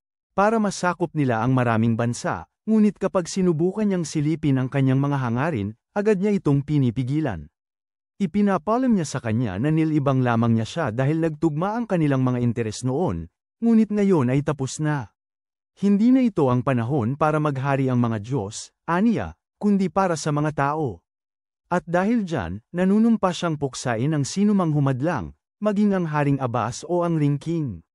Kinorner ng 4 na prinsesa si Sado sa kanyang kama at hinihiling na bitawan na niya ang kanyang kontrol at hayaan silang gawin ang trabaho para sa kanya. Habang nag-aagawan sila kung sino ang dapat umalis, si Sado, na ang likas na ugali, ay sumisigaw sa tuwa dahil natutupad ang pangarap, biglang nagbago ang isip at sinabing siya ay isa lamang sa isa. Nagalak ang lalaking yun, ngunit wala nang pakialam ang iba at gusto siyang gamitin sa anumang paraan para maibsan ang kanyang pangangailangan. Bigla, sumugod si Grand Art sa kanya tulad ng isang tigre, ipinakita ang kanyang dibdib at hinihiling na siya ang magdikta. Nakita rin niya ang 2 prinsesa na naghihintay na siya'y magbigay ng atensyon sa kanila, at habang umaagos ang lahat ng masamang enerhiya sa kanyang pantalon, siya'y lumunok habang nakikita niyang siya ay naiinis sa kanya dahil sa pagtatangkang ibahagi ang kanyang sariling pagmamahal sa iba. Kinabukasan, nagising si Sado sa tabi ng kanyang mga asawa, kaya hiniling niya na lumabas silang magde-date. Ipinapalam sa kanya na sila'y nakakulong sa palasyo mula nang dumating sila sa lupain ng tubig. Nang marinig ang ideya, si Nephrites ay nagagalak, iniisip na ito ay isang date kasama ang grupo, ngunit pinigilan siya ni Sado. Sa kanyang pagtataka, sinabi ni Grand Art at Zephyr na gawin niya ang gusto niya at huwag nang magreklamo na gusto nilang sumama. Ilang sandali pagkatapos, habang siya'y naliligo, namamangha siya sa sabon panligo na ibinigay ni Zephyr sa kanya at iniisip na ginagamit ni Sado ang bula bilang baby oil. Hindi nagtagal, nakipagkita si Sado kay Alabasta para sa pera, at nagbigay pa ito ng dagdag, pinapayuhan siyang magpalipas ng gabi ng mag-isa kasama si Haim. Umalis ang magkasintahan, at habang nag-e-enjoy sila sa paglilibot sa bayan, sinusundan sila ni Grand Art at Nephrites. Isinasama rin nila si Zephyr sa kanilang plano para hindi siya magpabeya. Sa kasamaang palad para kay Sado, inabala ng mga taga-bayan ang kanyang date dahil binibigyan nila siya ng regalo at hinihingi ang kanyang autograph. Gayunpaman, gusto ni Haim na hindi siya umaasta bilang Ring King at kumikilos lang bilang siya. Kaya siya ay ngumingiti at naglalambing sa kanya ng masidhi. Pinapanood sila ni Nephrites, at inaamin niya na siya ay naiinggit at nalulungkot, ngunit pinagalitan siya ni Grand Art, pinaalalahanan siya na si Sado ay galing sa isang mundo na may isa lang asawa. Ang pusa, sabi ng babae na ang monogamia ay isang paniniwala sa mga tala na iba ang mga batas sa mundo nila. Kaya nilang baguhin ang mga paniniwala. Pinapanood nila si Sado na dinala si Haim sa isang amusement park, pero medyo huli na nang mapagtanto nila na parke yun para sa magkasintahan. Sinabi naman ni Zephyr sa iba na may alamat ang parke na nagsasabing ang mga magkasintahang maghalikan doon ay magiging magkasama habang buhay. Agad na nagalit si Grand Art dahil ayaw niyang mapabayaan, pero pinakalma siya ni Nephrites, at pinanood nila kung hahalikan ni Sado si Haim. Hindi alam ni Sado na pinagmamasdan sila, nakita niya si Haim na naghihintay na siya ang magsimula ng halik, at nang papalapit na siya, umatras siya dahil nahihiya siya at ayaw niyang gawin sa publiko, kaya inaasar niya ito, at sa loob-loob niya ay inaamin niyang labis siyang umiibig dito. Nang makitang walang nangyari, iniwan ng mga babae ang magkasintahan, at humahalaklak si Nephrites, dahil sa ito ang unang pagkakataon na nakasama niya ang mga kaibigan. Pagkatapos ay ipinapaalala ni Zephyr sa kanya ang agwat ng edad sa pagitan nila, kaya pakiramdam ni Nephrites ay matanda na siya. Napansin ni Haim na pabalik na ang mga babae ngunit walang sinabi tungkol dito, at habang ipinagpapatuloy niya ang kanyang date kay Sado, kalaunan ay umupo sila sa bukid at tinatalakay kung paano hindi gaanong magkaiba ang kanilang mga mundo. Natatawa siya sa katotohanang hindi niya inakala na ang crush niya, na magiging bayani pala. Di pa man sila nakakabalik sa palasyo, tinanong siya ni Haim kung bakit niya ito niyaya sa isang date gayong hindi naman sila nagkaroon nito sa mundo nila, at sinabi niya na dahil sa wakas, pareho na sila ng nararamdaman. Gayunpaman, parang wala pa silang nagagawa na tipikal sa magkasintahan, kaya parang hindi pa rin masasabing date yun. Naalala naman ni Seido na gusto niya siyang makasama, at parang natuwa naman siya dito, pero sinabi nito na huwag na niya itong uulitin dahil nangangahulugan ito ng pagpapabeya sa iba pang asawa. Nang marinig ni Seido na inamin ni Haim na masaya siya, binibigyan niya ito ng espesyal na atensyon, pero sinasabi niyang nakakapagod ito. Sinigawan siya ni Seido, pinaalalahanan na siya ang numero 1 niya at hindi siya nagsasalita tungkol sa utos, tinatawag siyang ang para sa kanya. Kumakabog ang kanyang puso, ngunit nalulungkot siyang sabihin na hindi maaaring maging ganoon ang mga bagay, at ipinapaalala sa kanya na tinutupad ng lahat ng ibang prinsesa ang kanilang mga tungkulin at determinado silang mapasa kanya, kaya hindi niya dapat baliwalain ang kanilang mga damdamin. Ikinuyom ni Seido ang kanyang kamao at sinabi sa kanya muli na siya lang ang para sa kanya. Idiniin niya siya sa pader at hinalikan, habang niyayakap, at tumugon naman siya. Pagkatapos ng halik, halos tumakbo siya para kumuha ng gatas, ngunit pinigilan siya nito, sinasabing ayaw niyang bumalik sa palasyo, ipinapaalala sa kanya na siya ang para sa kanya, at nagpadala ito ng dugo sa kanyang pagkalalaki. Nagsimulang mag-isip ng malalim si Seido habang siya ay nag-iisip kung ano ang gagawin, at isang may-ari ng bahay tuluyan na nakarinig sa kanila ay nagmungkahi na magpalipas sila ng gabi sa kanyang bahay tuluyan. Nahihiya, tinanggihan niya ang alok at iminungkahi na bumalik na sila sa palasyo. Ginawa nila ang iminungkahi niya, at nang maglaon ng araw na yon, nagkaroon ng pagpupulong sina Alabasta at Mars kasama sina Seido at ang mga prinsesa, na ipinaalam kay Saphir na kailangan niyang umalis sa lupain ng mga tubig at sumama kay Seido. Nagmaktul si Saphir na parang batang papasok sa eskwela at tinawag si Seido na hari ng harem, ngunit kalaunan ay pumayag din pagkatapos siyang tuksuhin. Nang maglaon, kinausap ni Saphir ang kanyang kapatid ng sarilinan at humingi ng paumanhin na hindi makakasama si Mars sa siya, pero tulad ng isang matinong adulto, naiintindihan ni Saphir. Tinitiyak niya kay Saphir na poprotektahan niya ang kanilang lupain at pagkatapos ay hinihiling kay Saphir na alagaan si Mars sa kanilang paglalakbay. Nagyakapan ang kambal, at sumama si Saphir kay Seido sa kanyang paglalakbay sa lupain ng lupa. Sa kanilang daan, sinasabi ni Nephrites ang kanyang nalalaman, sinasabing ang kapital, Adan-Okon, ay tinitirhan ng mga duwende. Habang naglalakbay sila sa mga lupain, ipinaalam sa kanila ni Saphir na ang mga duwende ay pinuksa noong nakaraang labanan sa hari ng Abbas, at ang natira sa kanila ay ibinukod ang kanilang mga sarili sa ilalim ng lupa hanggang sa sila ay namatay. Nag-aalala, tinatanong nila si Alabasta kung paano nila planong hanapin ang prinsesa ng lupa, pero sinasabi niya sa kanila na siya ay walang kam-alay-malay. Kalaunan, dumating sila sa bundok at naglakad patungo sa kanilang patutunguhan. Mga 3 araw ang lumipas, pumasok sila sa kabundukan ngunit walang nakitang kahit anong palatandaan ng mga duwende. Nagsimula silang magreklamo, ngunit tiniyak ni Seido sa kanila na kaya ni Saphir harapin ang anumang halimaw na dumating sa kanilang daan gamit ang kanyang pagbabagong anyo. Winasak niya ang pag-asa nito sa pagsasabi sa kanya ng hirap at epekto na dinaranas niya pagkatapos ng bawat pagbabagong anyo, at hirap siyang paniwalaan na nakasama siya sa mga prinsesang walang alam. Ipinagpatuloy nila ang kanilang paglalakbay at nagtayo ng tolda ng gabing yon, ngunit habang natutulog ang iba, nagbantay si Seido kasama si Alabasta at tinanong siya kung may saysay pa ba ang nagbabantay sa mga singsing ng kasal, dahil nagbabalak lumaban ang mga tao ng imperyo sa hari ng Abbas nang hindi umaasa sa kapangyarihan ng singsing. Ipinaliwanag ni Alabasta na malawak ang mundo, at hindi lahat ay naniniwala sa parehong pamantayan, kaya normal itong asahan. Ipinagtapat din niya na, batay sa mga naririnig niya, hindi masukat ang kapangyarihan ng hari ng Abbas, at hindi siya sigurado kung mapipigilan siya ng imperyo, kaya may gagampanang papel si Seido. Hinala ng pantas na may posibilidad na mapunta sa kanila ang ikalimang singsing kung magaganap ang muling pagkabuhay ng hari ng Abbas ayon sa alamat. Matapos palakasin ang loob ni Seido at patulugin siya, pinag-uusapan ni Alabasta ang kanyang sarili ng may pagmamaliit. Kinaumagahan, dumating sila sa Adan-Okon at nakita ang mga fossil ng malalalim na halimaw na nakakalat sa buong kabisera. Ang lungsod na tila pinugutan ay mukhang inabandona sa loob ng daan-daang taon, at habang sinasabi ni Hima na hindi niya gusto ang katahimikan, gustong-gusto naman ito ng kutsero ng libro. Si Saphir naman, umasta na parang spoiled at nagpapasuyo kay Granner na bantayan siya, ngunit pinili ni Granner na buhatin siya habang hinahanap nila ang ikalimang prinsesa. Habang ipinagpapatuloy nila ang paghahanap, nakaramdam si Hima ng hindi kilalang presensya sa malapit, ngunit nagpatuloy kasama ang grupo pagkatapos na hindi niya makita ang figura.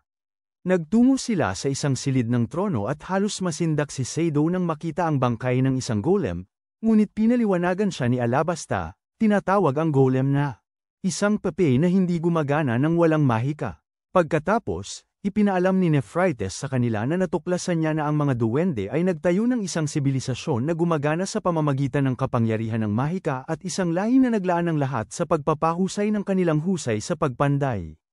Kaya nilang manipulahin ang mga makinang salamangkera bilang sandata at mas maunlad sila kaysa sa ibang mga lahi. Matapos maghanap saan man, napagpasyahan ng pantas na kailangan nilang pumunta sa ilalim ng lupa upang hanapin ang singsing. Bigla, gumalaw ang pape at inatake si Seido, ngunit nakailag siya at sinuklian ito. Naguguluhan, tinanong niya si Alabasta kung bakit gumagalaw ang pape, ngunit napagtanto nila na naglalagay ito ng isang singsing ng kalaliman. Nagreklamo ang pape sa ngalan ng mga duwende, nagtatanong kung bakit ang lahi nila lang ang naubos, kaya nangako itong alisin ang iba pa. Sa pamamagitan ng kanyang singsing, bumuo ito ng harang na kumulong kay Seido at pinigilan ang iba. Agad itong sumugod kay Seido, tinawag siyang dayuhan na walang pakialam sa kanilang mundo, ngunit tumanggi si Seido, sinasabi na hanggat may kupunan na may mundo, tungkulin niyang protektahan ito. Sa sandaling yun, sinira ni Alabasta ang harang at maaaring lumundag siya para halikan si Seido. Agad na nagliwanag ang kanyang mga sable at sumugod siya sa pape, ngunit lumikha ito ng isa pang pader ng lupa upang harangin siya. Madaling ginutay-gutay ng sable ni Seido na pumutol ng bato ang pader at pinatay ang pape. Bigla, isang tinig ang umalingaw mula sa itim na singsing, na nagsasabing ang panahon para sa pagkabuhay na muli ng sinaunang hari ay ganap na. Ang singsing ay nawala kasama ang lahat ng iba pang itim na singsing sa paligid ng mga kaharian, at agad-agad, lumitaw ang mga ito sa mga daliri ng abang hari sa isang hiwalay na dimensyon. Dahil dito, maraming portal ang bumukas at mga halimaw mula sa kailaliman ang lumabas mula sa mga ito. Mabilis na umatras ang grupo sa labas para pag-aralan at magplano kung paano lalabanan ang mga nilalang, ngunit pagdating doon, nakita nila ang dumilim na panahon at maraming pangkat ng mga nilalang na naghihintay. Agad na hiniling ni Seido kay Safer na magbagong anyo at labanan ang kanilang mga kaaway, ngunit ibinunyag niya na dahil sa masamang panahon. Kasing walang silbi siya ni Sakura. Pagkatapos, hinihikayat sila ng Alabasta na harapin ang mga halimaw, kaya't marami silang napatumba. Ngunit pagtagal, nawawala ng lakas si Seido at napapansin niyang walang katapusan ang mga nilalang, kaya lumilikha ng pang-abala ang Alabasta bago simulan ng pag-atres para sa grupo. Habang sinusubukang bumawi ng hininga si Seido, binabalaan ng Alabasta ang grupo nang makita niya ang isang malaking portal na maraming Abyssalorcs ang lumalabas, kaya't inaamin niyang nabuhay muli ang Abyss King. Lumuhad siya habang sinasabing natalo siya sa sugal dahil hindi kayang talunin ni Seido ang Abyss na hari na walang ikalimang singsing. Bigla, nararamdaman ni Seido ang Abyss na hari at siya'y nagpapanik, nagmamakaawang tumakbo sila at subukang hanapin ang singsing ng lupa. Ngunit sinabi ni Alabasta na huli na, dahil walang lugar na mapupuntahan na hindi sila mahahanap ng Abyss na hari. Nang hindi lubusang nawawala ng pag-asa, binuksan ni Alabasta ang tarangkahan upang ibalik ang iba pa sa lupa, ngunit habang sinusubukan siyang kainin ng isang halimaw na parang candy, pinuprotektahan siya ni Mars. Ang pantas ay humihingi ng paumanhin dahil hindi nangyari ang mga bagay ayon sa plano, kaya hinihiling niya kay Seido na palayain ang mga babae mula sa kapalaran ng singsing. Sa gayon, itiniteleport niya sila pabalik sa lupa at nananatili kasama si Mars upang labanan ang mga halimaw na malapit. Matapos dalhin sa mundo, sinusubukan ng mga prinsesa na mamuhay ng normal at magdamit na parang normal na tao. Buti na lang, akala ng mga tao ay nagko-cosplay sila, kaya hindi nila ito binibigyang pansin. Minsan sa isang restaurant, pinag-uusapan nila ang dapat gawin kasama si Seido, sinasabing wala silang ideya kung paano makabalik sa kanilang mundo, at sumasang-ayon siya sa kanila. Ang ilan sa kanila ay nagtitiyaga, naniniwalang magiging maayos ang kanilang mga bansa, pero si Zephyr, na laging kontra, ay nagpapakita ng katotohanan sa kanila. Gayunpaman, sabi ni Grand Art na hindi pa siya sumusuko, pero pinag-iisipan na rin niya ang pinakamasamang mangyari. Sitwasyon. Pagkatapos ay pinapagalitan niya si Zephyr dahil sa pagkakaroon nito ng ganang kumain sa kabila ng kanilang kalagayan. Nang makita ang bilis ng pagkain ng prinsesa ng tubig ng mga matatamis, nagdalamhati si Seido sa kanyang pataka, ngunit nangako siyang tutulungan siya. Inaamin ni Zephyr ang kanyang pagkabigo sa kanilang sitwasyon at nangangakong hindi susuko sa paghahanap ng paraan pabalik, kaya tinatanong siya ni Seido kung paano, at sinabi niyang kailangan lang nilang maghanap ng mga lugar na punong-puno ng mahika. Pagkatapos ng ilang araw na paghahanap, ang mga babae ay nagbabad sa isang hot spring. Pagkatapos ay idineklara ni Grand Art na ang kanyang bagong layunin ay magkaroon ng maraming tagapagmana ng Nekomimi, habang nangako si Nephrites na humawak sa damo. Pagkatapos, ipinapaalala nila kay Haim ang kanyang layunin, na isulong ang kanyang relasyon kay Seido, na sinasabi na ipinangako niya sa kanila. Nang gabing yun, ang ibang mga prinsesa ay nanatili sa apartment ni Haim habang siya ay naninirahan kay Seido. Nag-aalala, tinanong siya nito kung paano siya makakayanan, ngunit ipinahayag niya na iniwan ni Alabasta sa kanya ang isang liham at ilang pera kung sakaling maging masama ang mga bagay. Nagkataon, ang buong pakikipagsapalaran ay nangyari noong bakasyon sa tag-init, at pagkatapos bumalik sa Japan, nagpatuloy sa pag-aaral si Seido at Haim. Si Haim, na nagsinungaling na siya ay naglalakbay sa ibang bansa, ay nagpaliwanag sa kanyang mga kaklase na nakatagpo niya ang ilang problema, kaya bumalik na siya sa Japan. Tungkol kay Seido, bumantong hininga siya dahil hindi niya inaasahang babalik pa siya sa eskwela. Lumipas ang mga araw, at nasanay si Nephrites sa silid-aklatan ng lungsod, habang nakipagkaibigan naman si Grand Art sa maraming pusa sa kapitbahayan, hindi katulad ni Zephyr, na nanatili sa bahay at laging nag-iisip. Isang gabi, palihim na pumunta si Seido sa kagubatan at naghinagpis tungkol sa kanilang kalagayan, ngunit sinundan siya ni Haim, at tinanong kung bakit lagi siyang lumalabas sa gabi. Ipinagtapat niya na hindi niya gusto ang sinapit ng mga prinsesa, at pinaalala naman sa kanya ni Haim ang Alabasta, at hiniling na palayain niya sila sa kanilang tadhana. Yinakap niya ito at sinabi na hanapin niya ang kaligayahan kasama siya. Itinulak siya ni Seido, at nang magpasya siyang may sabihin, biglang may maliwanag na ilaw na nagmula sa kalapit na dambana, at isang batang babae ang nahulog mula rito. Tumayo siya at tinawag si Seido na haring may singsing, sinasabing matagal na siyang naghintay sa kanya. Ngunit nang makita si Haim na nakakapit sa kanya, tumalikod ang babae upang bigyan sila ng kaunting panahon. Sa katuwaan, tinawag nila siya pabalik, at ibinunyag niya na siya si Amber, ang tagapagtanggol ng singsing ng lupa. Gulat na tanong ni Seido kung ang prinsesa ng lupa ay nasa mundo niya pala, at ipinaliwanag ni Amber kung ano ang nangyari pagkatapos ng huling laban sa Haring Abbas. Noon, nilikha siya ng mga duwende sa kailaliman ng Adanoken at ipinagkaloob sa kanya ang singsing ng lupa, isang replika ng sisidlan ng prinsesa ng mga duwende na tatagal sa paglipas ng panahon. Sa kasalukuyan, lumalapit siya kay Seido at nag-aalok na makipagtulungan sa kanya para mapigilan nila ang Haring Abbas, ngunit laking gulat niya, tila sinisigawan siya nito na tumigil. Umiyak siya, sinasabing tapos na ang kanilang mundo, ang Arnales, dahil nagbalik na ang Haring Abbas, at kaya sila ipinadala pabalik sa lupa.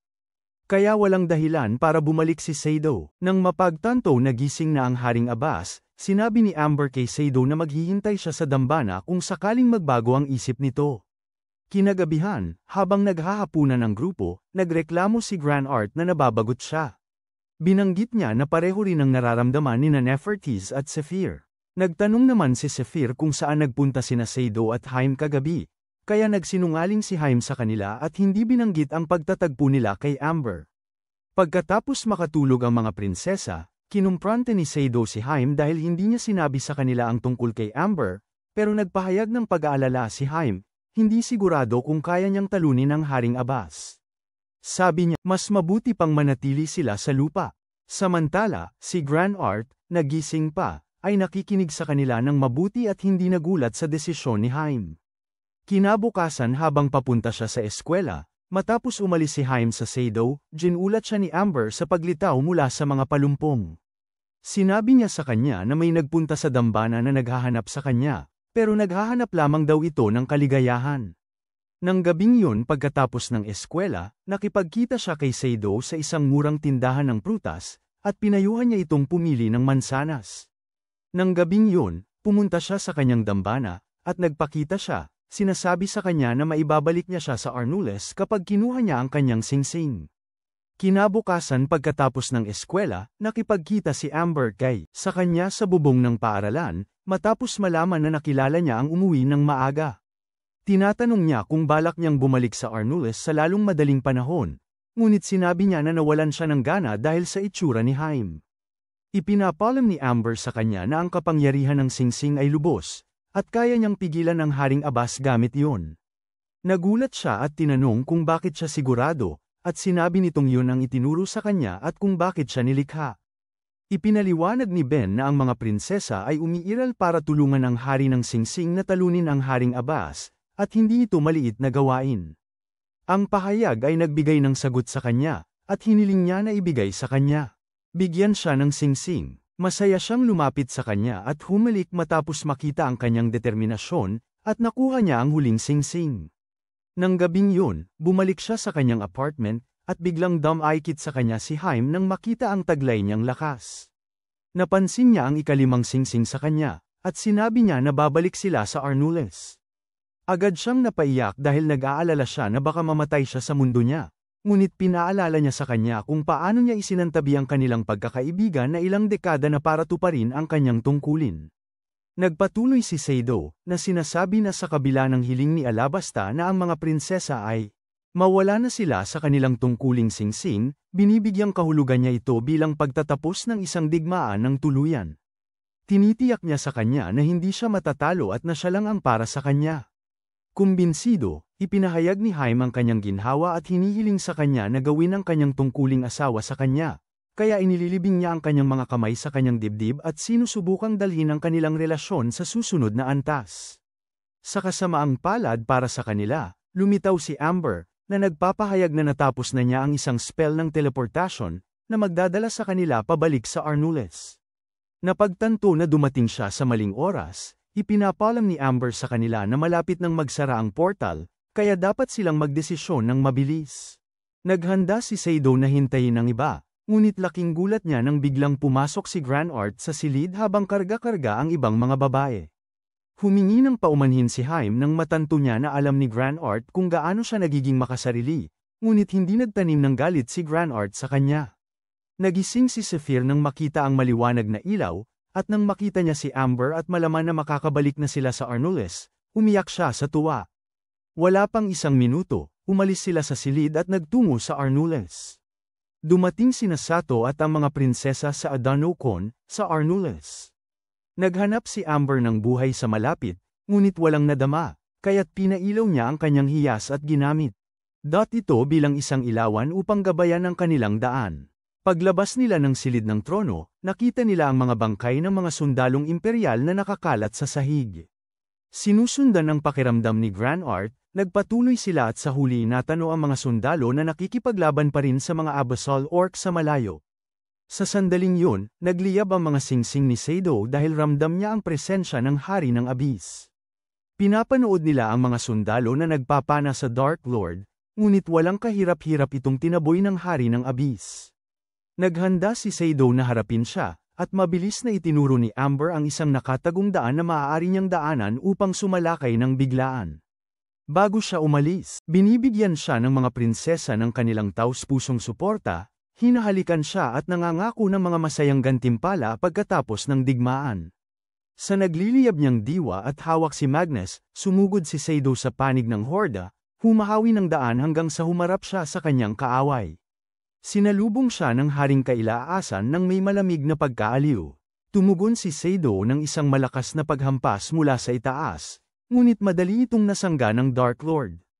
Pagkatapos, nagsalita ang mga singsing ng kapangyarihan habang nagsasanib ang mga ito, naglalabas ng napakalakas na bugso ng enerhiya. Inilipat ito ni Sado sa isang malakas na paghampas, sumasagasa ng buong lakas. Ang pagsabog ng lakas na sumisira sa bawat nilalang na malapit, ngunit nang mawala ang alikabok, nakatayo pa rin ang Hari ng Abyss. Kahit ang pinagsamang singsing ay nagulat sa kanyang pagkabuhay.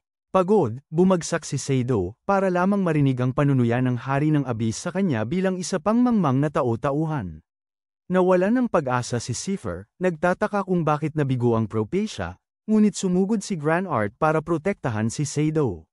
Pinapalakas siya ni Amber, nangangakong hindi nila siya hahayaang mamatay. Samantala, itinataas ng hari ng Abyss si Sado at tinatangkang ilubog siya sa kawalan. Ngunit tinamaan ni Grand Art ang madilim na Panginoon habang hinihila ng iba si Sado sa kaligtasan. Bilang tugon, tinatawag ng hari ng kalaliman ang isa pang alon ng mga halimaw. Desperado silang lumalaban para pigilan sila, bagamat muntik nang mapasuko si Grand Art bago siya sagipin ni Amber. Sinusubukan muling tawagin ni Sado ang kanyang singsing, ngunit nanghihina siya, at nawalan siya ng malay. Pagdilat niya, palutang-lutang siya sa mga piraso ng alaala. Sa isang saglit, nasa bubong siya ng kanilang paaralan. Tapos bigla, may singsing ng kalaliman na tumatawag sa kanya, pinupuno siya ng di matiis na sakit, parang nalulunod siya. May kamay na umaabot mula sa kawalan, sinusubukang abutin siya. Tapos, sumili sa kanya ang alaala ng kanyang pagkabata kasama si Haim. At nagising siya sa likod ng isang higanteng ibon. Nakita si Alabasta, inakala ni Sado na siya ay pumanaw na. Ngunit itinama siya ni Alabasta. Tumingin siya sa paligid at nakita niyang ligtas ang kanyang mga kasintahan. Ipinaliwanag ni Alabasta na gumawa siya ng paraan para ilayo sila mula sa hari ng kalaliman. Buhay rin si Mars, salamat kay Smirandi, ang babaeng nakatayo sa likod niya, na tumulong sa kanila na makatakas noong labanan. Dahil sugatan ang hari ng kalaliman, umurong ang mga halimaw, na nagbigay sa kanila ng maikling pahinga. Pinuri ni Alabasta ang mga pagsisikap ni Sado at iniulat na bawat bansa ay lumalaban sa mga kawan ng halimaw na lumalabas. Alisin ang lahat ng bituin at panipi sa loob ng kanilang mga hangganan. Bagamat magulo ang sitwasyon, nananatiling matatag ang mga bansa. Pagbalik sa kabisera, hinarap ni Sado ang mga mamamayan at ipinangako sa kanila ng may panibagong pagpupunyagi na ililigtas niya ang mundo. Maya-maya, binalingan ni Sado si Alabasta. Tinatanong kung bakit nabigo silang talunin ang Haring Hukay kahit na nagkaisa ang 5 singsing. Inamin ni Alabasta na hindi niya alam. Noong naglakbay lang siya kasama nila nang malaman niya ang tungkol sa mga itim na singsing na suot ng Haring Hukay. Kinumpirma ni Amber na wala siyang ideya na may ganito. Nalilito at hindi sigurado, tinanong ni Sado ang pantas kung ano ang dapat nilang. Ang susunod na gagawin. Ipinaliwanag ni Alabasta na bago ang kanilang susunod na laban, kailangan nilang ilabas pa ang tunay na kapangyarihan ng mga singsing, at para doon, gagabayan ni Sado para palalimin ang kanyang ugnayan sa mga prinsesa ng singsing, kahit na kailangan niyang itulak ang kanyang katawan at kanyang gamit sa kanilang limitasyon. Hindi nagtagal ay sumama si Marse sa kanila, natutuwa na makita silang ligtas. Kinakausap ni Alabasta ang mga prinsesa, sinasabi sa kanila na hanapin ang lakas na karapat-dapat maging asawa ng hari ng singsing upang makatayo sila sa tabi niya sa laban. May alinlangan ng ngiti, tinawag niya ang prosesong ito na pagsasanay sa pagiging asawa. Nang gabing yun, inihahatid ng isang katulong si Sado sa silid ng kanyang mga asawa. Habang binubuksan niya ang pinto, ang nakita niya ay nagpadala ng kuryente sa kanyang katawan, kaya sinabi ni Grand Art sa kanya na ibalik ang kanyang lakas. Ang simpleng pag-iisip ng magdamagang pagtatrabaho ay halos sumira sa utak ni Sado. Kinabukasan, naglakad si Sado kasama si Himet sa tahimik na kabisera. Ibinahagi niya na nagsisimula na rin siyang magsanay bilang bride, at hiniling na magpahinga siya habang ibinibigay niya ang lahat. Dinala niya siya sa puntod ng kanyang mga magulang, kung saan dahan-dahan siyang naglagay ng mga bulaklak. Sinabi ni Himet na namatay ang kanyang mga magulang para protektahan siya noong bata pa siya, at mayroon siyang nakababatang kapatid na babae. Sa isang lugar sa Arnules, ngunit hindi niya alam kung saan. Hawak ang mga kamay ni Sado, kinakausap niya ang puntod, tinatawag itong asawa niya at pinapasalamatan sa pagtulong sa kanya na makabalik sa bahay. Ang hindi nila alam ay tahimik na nakikinig malapit sina Alabasta at ang iba pang mga prinsesa. Sa wakas, bumasag ng katahimikan si Alabasta, sinasabi kay Himet na malapit nang dumating ang kanyang guro sa Mahika. At sa mismong sandaling yun, biglang lumitaw ang isang mas batang salamangkera, nagpapakilala sa kanyang sarili bilang si Mor Ian Rovery.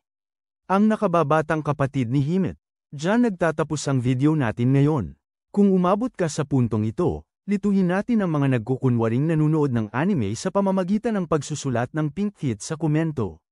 Siguraduhin mag-subscribe kung bago ka sa channel at bigyan ako ng 10 likes para may post ko ang susunod. At saka, kung gusto mo ng mga anime recap na ganito, panoorin mo ang susunod na video.